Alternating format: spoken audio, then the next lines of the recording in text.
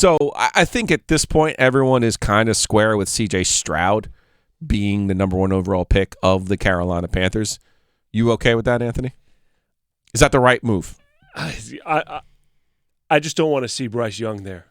He's too small. CJ Stroud, I guess he's the top guy. I'm confused as to how any of these quarterbacks are going to make it in the league. But then again, you watch Anthony Robertson play in shorts and T-shirts, and you go, wow, that guy could be the greatest of all time. Yeah, I would say in terms of scratch-off tickets, if you were to tell me if we're to sit here in 2033, then you would say, you know what, Anthony Richardson turned out to be the best quarterback in that class. I would say, okay. But I think that's more of like a 1 in 10 chance. As opposed to, I think there's like a 75% chance that CJ Stroud is a good NFL quarterback. But this is not our bag. It is Sam Monson's bag, though. Sam is from Pro Football Focus, joining us now on the Heister Automotive Group hotline. Sam, is this thing at number 1 overall a done deal, do you think? I think it looks like they're going to draft CJ Stroud. I mean, I buy into everything we saw at his pro day where, Josh McCown looked like he was ready to adopt him, where Frank Reich was over the moon, elated. Like, I don't see why you would fake that if you're looking seriously at Bryce Young or these other quarterbacks. So, yeah, I think you have to assume that the Panthers brass does seem to love CJ Stroud, and that's probably where they're going, unless there are other people, within that war room that have a very strong voice that argue for something different. What do you think Stroud's strength is? I mean, his strength is definitely accuracy. He's probably the most accurate quarterback in this class, though maybe people sleep on Bryce Young's accuracy a little bit, but he's got that accuracy. He's got that stature. You don't have to be concerned about unprecedented size concerns, the issue that Bryce Young brings to the table. It's a much more sort of safe, middle of the road, on the fairway type of pick at quarterback, which I think is, there's risk attached to some of these other guys that is going to scare teams away at number 1. Sam Monson, Pro Football Focus, joining us here on the Heister Automotive Group hotline. That's Anthony Guerra. I'm Joe Giglio. All right, Sam, Anthony Richardson, we were just talking briefly about him, and he obviously has these amazing, measurable numbers and wowed everyone at the Combine, but that's not exactly the tape that he put on, last year at Florida. So where do you kind of fall with Richardson? His athleticism is obviously off the charts good. I mean, when you look at relative athletic score, he's the most athletic quarterback to ever come into the league. More than guys like Cam Newton, Michael Vick, all of these guys, Lamar Jackson. He's the most athletic when you factor in just how big he is. And I think in recent years, we're seeing evidence that matters a great deal. You can do a ton with quarterbacks that are athletic and hugely athletic. So I think that brings him a very high floor.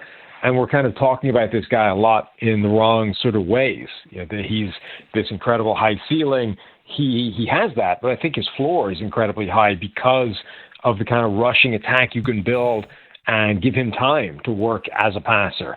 As a passer, his biggest problem is just inaccuracy. It's not that he doesn't know how to play quarterback, that he can't go through reads and progressions and play the position the way it's supposed to be played. He's simply inaccurate at this point. And really, that's a question for quarterback coaches, for maybe individual coaches, guys like Jordan Palmer that work with these guys in off seasons or in individual time.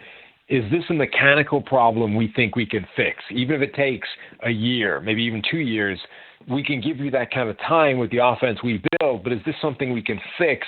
Because that's going to determine where his ceiling is.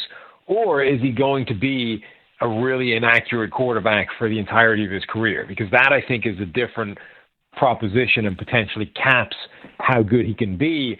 But I do think that his floor is very high because of that incredible athletic package. In terms of Stroud, do you guys look at the wide receiver room that he had at Ohio State and say, because that talent had a few guys is so much higher, relatively speaking, in the college level than he would probably see on any NFL team on a comparative level.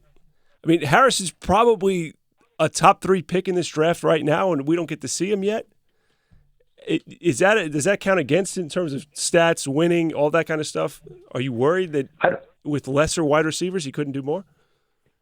Yeah, I don't know if it counts against them, but with all these guys projecting to the next level, you have to bear in mind things like competition, things like who they were throwing to, all this kind of stuff. So for years, I think Alabama quarterbacks had the same issue, that they're throwing to these guys that are wide open every single play.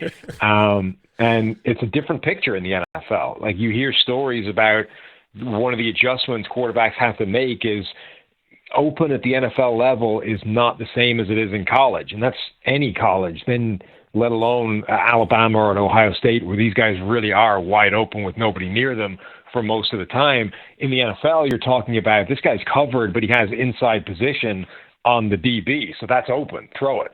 It's a completely different picture. And I think for years, these Alabama quarterbacks had to kind of rewire what they were expecting to see on any given play. And I think it's probably true with those guys at Ohio State as well, given their receiving core. It's certainly true. This is what makes Hendon Hooker and Jalen Hyatt from Tennessee this year a really difficult evaluation, because that offense is so divorced from anything it's going to have to be in the NFL. It's very difficult. And these are, I think, unknowns. It's not that you say, well, we take points away from him, or it's negative that he dealt with that. But it does raise the question of, does that still work if we make the picture more difficult at the next level? Sam Monson, Pro Football Focus. You can find his work on Twitter at PFF_Sam. Sam, before we let you go here, who is the best player in this draft? If we took needs out of this, if we took position out of this, who's just the best football player in this draft? Yeah, if you take position value out of it, I think you can make a pretty strong case that Bijan Robinson, the running back from Texas, is the best player in the draft. I think you can make a pretty strong case that Jalen Carter is the best player in the draft if you are comfortable, with the legal problems that he had and attitude and all that kind of stuff. It's probably one of those two guys is the best pure football player in the draft. Sam Monson, Pro Football Focus. You can catch his work there. Sam, appreciate you taking some time for us today here on the OG. Anytime, guys. Take it easy.